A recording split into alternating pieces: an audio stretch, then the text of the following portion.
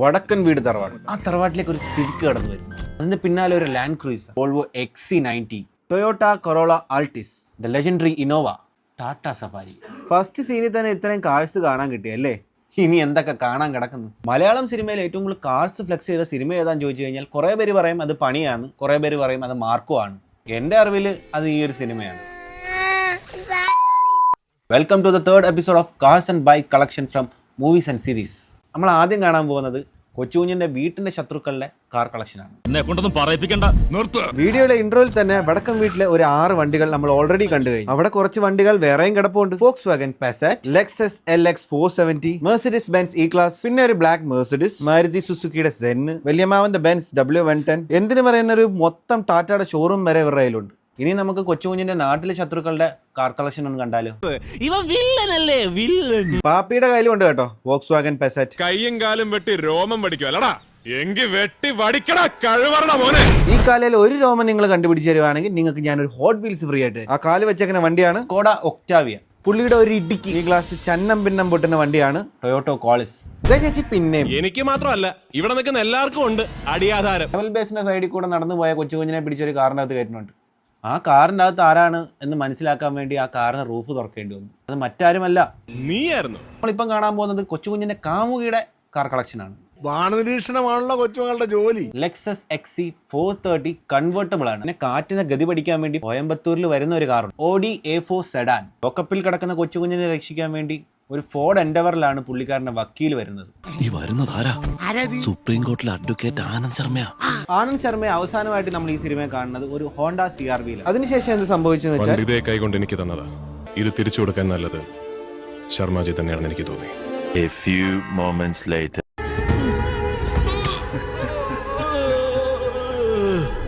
ഇനി നമ്മുടെ കൊച്ചുകുഞ്ഞിന്റെ ശരിക്കുള്ള മുതലാളിയുടെ കാർ കളക്ഷൻ കണ്ടാലോ. ഒരു മെർസിഡീസ് ബെൻസ് ആക്സിഡന്റ് ആയി കിടക്കുമ്പോഴാണ് കൊച്ചുകുഞ്ഞ് അദ്ദേഹത്തിന്റെ മുതലാളിയെ കണ്ടുമുട്ടുന്നത്. എന്നെനിക്കറിയില്ല. ഹാഫിസ് അലി ഇബ്രാഹിം. പിന്നെ നമ്മൾ കാണുന്ന കൊച്ചുകുഞ്ഞ് അദ്ദേഹത്തിന്റെ റോൾസ് റോയ്സ് ഫാൻറ്റം ഓടിക്കുന്നതാണ്. ഇനി നമുക്ക് കൊച്ചുകുഞ്ഞിന്റെ ദുബായിലെ ശത്രുക്കളുടെ കാർ കളക്ഷൻ കണ്ടാലോ. മെർസിഡീസ് ബെൻസ് M ക്ലാസ്, അതുപോലെ തന്നെ മരുഭൂമിയിലെ രാജാവായ നിസാൻ പാട്രോൾ. ഇനി നമുക്ക് കൊച്ചുകുഞ്ഞിന്റെ കാർ കളക്ഷൻ ഒന്ന് കണ്ടാലോ. വിളിക്കാവനെ വടക്കൻ വീട്ടിൽ കൊച്ചുകുഞ്ഞിനെ വിളിക്കാം.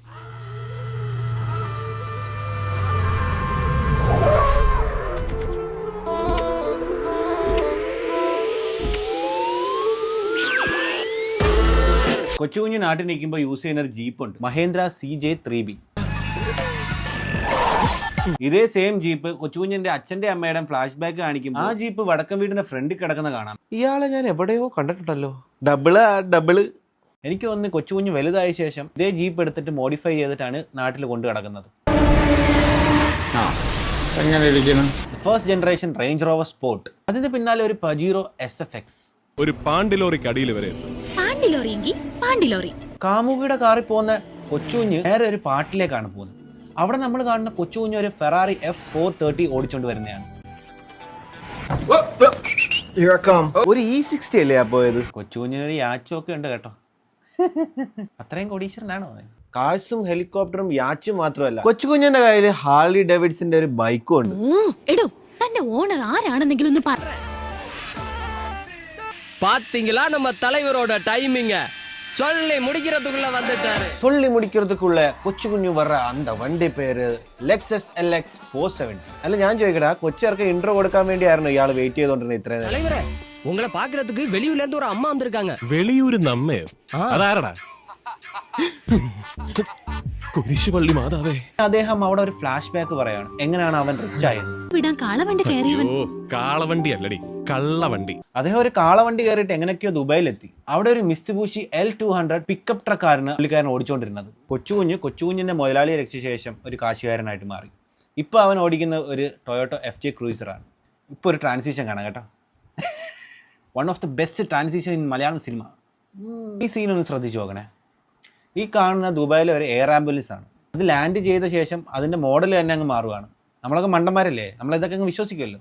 അപ്പോൾ ആ കാണുന്ന ഹെലികോപ്റ്ററാണ് എയർബസ് H130. ഹെലികോപ്റ്ററിൽ നിന്ന് ഇറങ്ങുന്ന കൊച്ചുകുഞ്ഞ് നേരെ ചെന്ന് കയറുന്ന ലാംബോർഗിനി മെർസിയലാഗോയിലാണ്.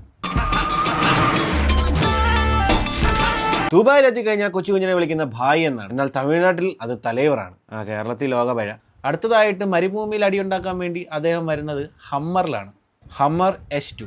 അതിന്റെ ബാക്കിലായിട്ട് ഒരു പോഷെ കയാനും ഒരു റേഞ്ച് റോവർ നിങ്ങൾക്ക് കാണാം. എന്റെ അഭിപ്രായത്തിൽ ഹമ്മറിന് പകരം ഒരു ലാൻഡ് ക്രൂസർ ആയിരുന്നെങ്കിൽ അത് പൊളിച്ച. നാട്ടിലത്തെ പോലെയല്ല, ദുബായിൽ എത്തിക്കഴിഞ്ഞാൽ കൊച്ചുകുഞ്ഞു പറന്നടിക്കും. ദുബായിലെ ശത്രുക്കളൊക്കെ ഒതുക്കിയ ശേഷം കൊച്ചുകുഞ്ഞ് നാട്ടിലെ ശത്രുക്കളെ ഒതുക്കാൻ വരുന്ന ഒരു ടിപ്പർ ലോറിയിലാണ്. ടാറ്റ 1613 എന്ന് പറഞ്ഞ ടിപ്പർ ലോറിയിൽ. എന്നാൽ ഈ മാതിരി ആംഗിളൊക്കെ ആരാണ് വെക്കുന്നത്? കൊച്ചുകുഞ്ഞിന് ജെറ്റിയുടെ പരസ്യമാണ്. Last but not the least, കൊച്ചുകുഞ്ഞിന്റെ അച്ഛൻ വന്നിറങ്ങുന്ന ഒരു സീനുണ്ട്. പെരിയ ആള് ദോ വരാറ്. ഒരു BMW 7 സീരീസ് E65. ഇവനാ ഇത് വാങ്ങി. ഈ ഒരു സീൻ കണ്ട ശേഷം എനിക്ക് എങ്ങനെയെങ്കിലും ദുബായിലെത്തി ഏതെങ്കിലും ഒരു മുതലാളിയെ രക്ഷിച്ച് എങ്ങനെയെങ്കിലും ഒരു കാശുകാരനാവണമെന്നായിരുന്നു ആഗ്രഹം. പക്ഷെ എന്തൊരു ഭാഗ്യത്തിന് ഞാൻ ദുബായിലും എത്തിയിട്ടില്ല, എങ്ങും എത്തിയിട്ടില്ല.